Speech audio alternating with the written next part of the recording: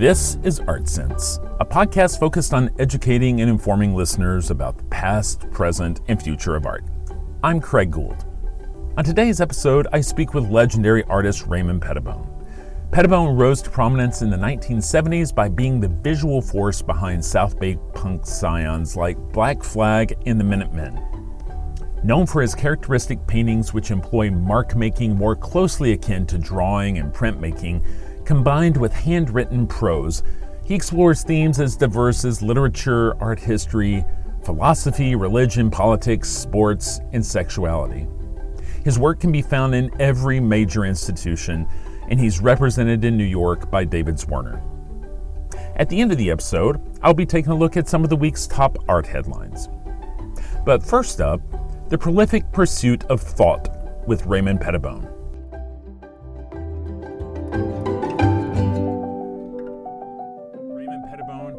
It's an honor and privilege to have you on the podcast today. I really appreciate you joining me. Ray, a lot of times when I have artists on the podcast, I kind of start with a hypothetical, which is if you run into a stranger at a dinner party and they've never heard of Raymond Pettibon or what you do or seen what your work looks like, how do you describe to them what you do? Oh, I don't know. I mean, it's rare that I would run into someone cold like that and make an account for myself.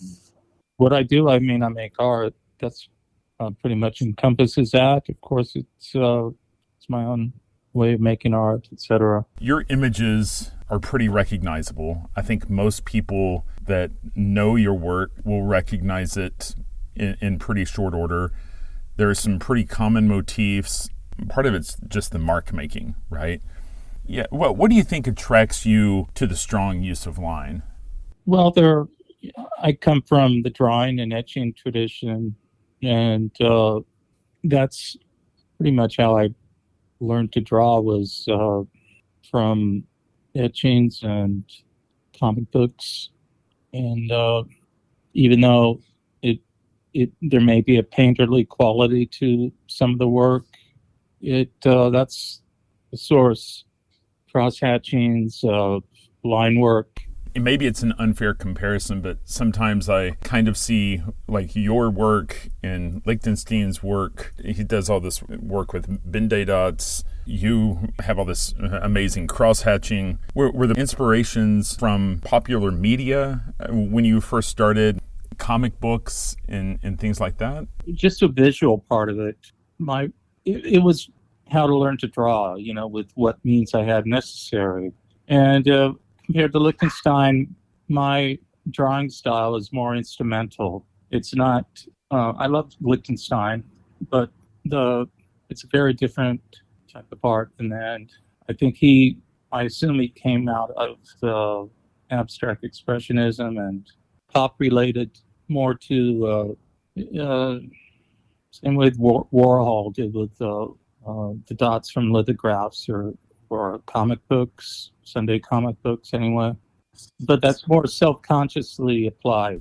That's just a visual comparison, right? And so with anybody's art, there are kind of two parts there, what we say and how we say it. And what you say, it's obvious that you're well-read because you make lots of little references to things that are all over the spectrum. Would you agree with that? Yeah, it would be hard to jump off a bridge and land into what I do. There's many, many decades of work, mainly from literature. So who do you read most? What's on your shelf? I mean, do you have a pretty extensive library in your house? I used to. I just recently gave away about, I don't know, tens of thousands of books. But and I haven't been reading much as I used to for whatever reason. It can come from anywhere, but there's writers who I have more of an affinity, or my work does anyway. I know that you probably get tired of talking about the 70s, but you're so strongly tied to that South Bay punk scene. Can you explain to me? I mean, I know you're creating artwork for family and friends. In my mind, you were creating artwork for yourself, you were allowing the friends and family to use it for posters and labels. How did you transition from making this imagery for such a underground movement to eventually finding yourself in some of the top galleries in the world? How did that transition take place? The art found its own place. I've never been part of it's never been my favorite thing to shuck and sell my own work or to galleries and whatever. That came to me, and at first it was, well, if you look strictly in economic terms, the return on investment in my work would beat the market, beat the Dow Jones, beat almost anything. And that, not to to make that reductionist, but it does say something about it. It doesn't say anything about the production and the making of the work, because I've never given half a thought to the marketplace or pricing, but it says a lot about how it's been received. And on that level, follow the money, like you couldn't give it away at the time. I mean, the disrespect, I hesitate to associate myself with the punk or the 70s. For one thing, I wasn't born yet for another 20 plus years. And it wasn't a healthy environment for my work. That's not, I don't wholesale discredit it. I'm not ashamed or making excuses or anything. It's just how it is. It was, punk wasn't a visual medium. Do you recall a specific moment when the galleries did find you? I mean, I think it's most artists' dreams that we're able to just make and make and make, and they find us and things start moving. Was it gradual, or was there a specific meeting, specific phone call where things kind of changed? It was gradual, but there's stops on the way that were more significant than others. I would say, this isn't gallery, it's a museum, but Paul Schimmel, and who's a curator at MoCA, and the Helter Skelter show, that it was very poorly received. I mean, the whole show was at the time, but over time it's become a very influential show, for a lot of artists. And even then, as far as marketplace goes, that was, I'm trying to think, I don't know, I don't really take care of those details, or I'm not the person to ask about. No, I think it probably says something to who you are. It sounds like you may spend the majority of your time in the present, thinking about your work and kind of moving forward instead of taking inventory of the past. I understand you're a very prolific artist. Do you have a team that tries to take account of the past, that's keeping records and files of all of this massive amount of work that you've turned out? That's what galleries are for. Yeah. And, to me, it's not a numbers game. Part of prolific isn't part of my aesthetic, or it's not something I aspire to as an end in itself. God knows if I wanted to, I could got the material to, as far as output goes. If that's an issue, to do much more than that. I'm not. I don't have writer's block, or I haven't been doing so much lately for a while because of circumstances. But this is also over the years, So put it this way: it has crowded out a lot of other things in my life, and I've been kind of questioning whether that was worthwhile or not. At this late point, it's kind of sad to think of it that way. Can't get back that life, projected life, which I lived, but then I wouldn't know what to do with it anyway, really. Is this new lifestyle related to having a family? No, um, no, not at all. Bo doesn't get in the way.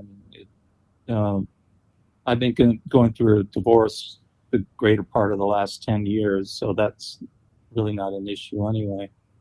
And no, that's not part of it. I was hoping that he could be my compadre or collaborator, but I don't see him enough to get that started as much as I would have liked. Maybe that's an interesting door to open about collaboration, because not every artist is willing to or excited about collaboration, but my perception is that you sort of enjoy collaboration. Is that true, or do you welcome those opportunities to work with other artists? I wouldn't say I welcome them because there can be a downside to it. It's very hard to get right, and I'm not a mind reader, and to make some kind of connection with anybody is, who knows how it's going to turn out. I've been doing some work with Marcel Zama, and that's that in particular. He's one artist who I love working with. But when it works, it's really good, and when it doesn't, it's not so well. And there's other avenues of collaboration which are probably better suited than the kind of art I make, and that would be film, video, and I've done a fair amount of that over the years. Not recently so much, but. I've heard you talk about having screenplays and ideas for video, and maybe it's just because I see William Kentridge's work with such strong mark making. But have you ever thought about collaborating with someone to animate your work in the form of a film? There has been a couple actually, and they turned out really well. I'm thinking of, Kentridge started with kind of like flipbooks style, right? And he's done animation. And that goes back, who knows, almost 20 years now. There were, trying to think of the names of they were like 10, 15, 20-minute long. I thought the animators did a great job on them. I wasn't looking over their shoulders, or it wasn't that way. They had freer reign than that. But it's the actual work of animation. In the old days, you had to make each frame thousands of for like a minute, and that is not something I would look forward to, for what purpose and for what cost. But there's other ways to get around that nowadays. But then you have to have technical skills of computers and all this stuff, which is ahead of my time, and I don't have any of that. But if somebody were to approach you and say, we have a design studio, we have technical expertise, we can collaborate if you bring us the ideas and a storyboard with your work, is that something you would be open to, collaborating with someone that had that skill set? Sure, I'd be open to that. That's more or less what I did in the past, less than a handful of times, but I don't know if they require even a storyboard. When I make films or videos, I don't bother with that. There's a similarity between storyboards and comics, for instance. And there's some people, I'd rather let things happen on their own, spread out